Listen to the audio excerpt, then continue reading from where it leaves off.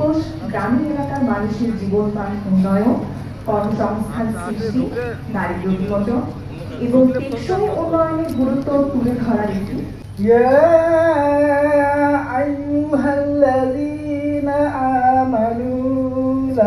পল্লী উন্নয়নের ভিত রচিত হয়েছিল 1959 সালে ডক্টর আখতার হামিদ খানের নেতৃত্বে কুমিল্লা মডেল প্রতিষ্ঠার মাধ্যমে। কুমিল্লা মডেলের মূল লক্ষ্য ছিল তৃণমূল পর্যায়ের সমবায় এবং গ্রামীণ অবকাঠামো উন্নয়নের মাধ্যমে গ্রামীণ দারিদ্র্য দূর করা। বিআরটিভিতে ঋণ নিছি, প্রথমত 10,000 টাকা নিছি, নিয়ে ওটা দিয়েই ছাগল কিনছিলাম। ছাগল কিনে ওটা বিক্রি করেই লেখাপড়ার খরচ আমি জোগাইছি।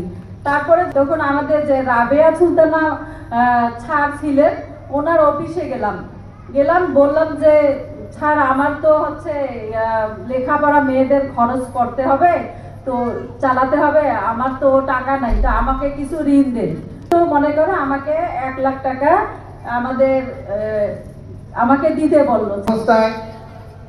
আমি এবং আমাদের যে কয়েকজনে আমরা সংগঠনটা করি সেই সংগঠনের পক্ষ থেকে এবং বিআরটিভি তখন আইআরটিভি থেকে তখন একটা সুসংবাদ দেওয়া হলো যে উন্নয়ন, কর্মসংস্থান সৃষ্টি, দারিদ্র্য বিমোচন, টেকসই উন্নয়নের গুরুত্ব তুলে ধরার জন্য আজকের এই দিবসের আয়োজন।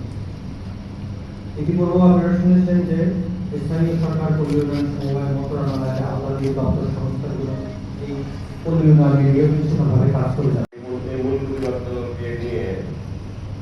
প্রথমবারের মতো আর সারা পৃথিবীতে সাধারণ পরিষদের যে সিদ্ধান্ত দীর্ঘদিনের হলো, সাধারণ পরিষদের সিদ্ধান্ত এখানে বিশ্ব পল্লী উন্নয়ন দিবস এবং বাংলাদেশের জাতীয় এবং ইন্টারন্যাশনাল দিকে আজকে সেলিব্রেট করা হচ্ছে।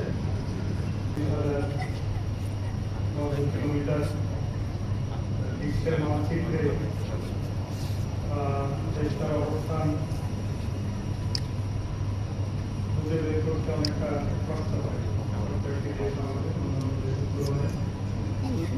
তারপরেও আমরা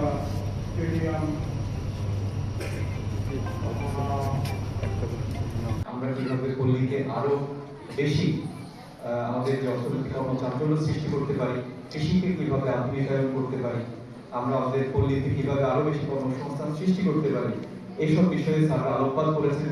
আমরা কিভাবে সঞ্চয় একেবারে তৃণমূল পর্যায়ে যেভাবে সঞ্চয় এবং এই যে আমরা যে ঋণটুকু পাচ্ছি সেটা রিভলভিং একটা ফান্ড হিসেবে ব্যবহার করে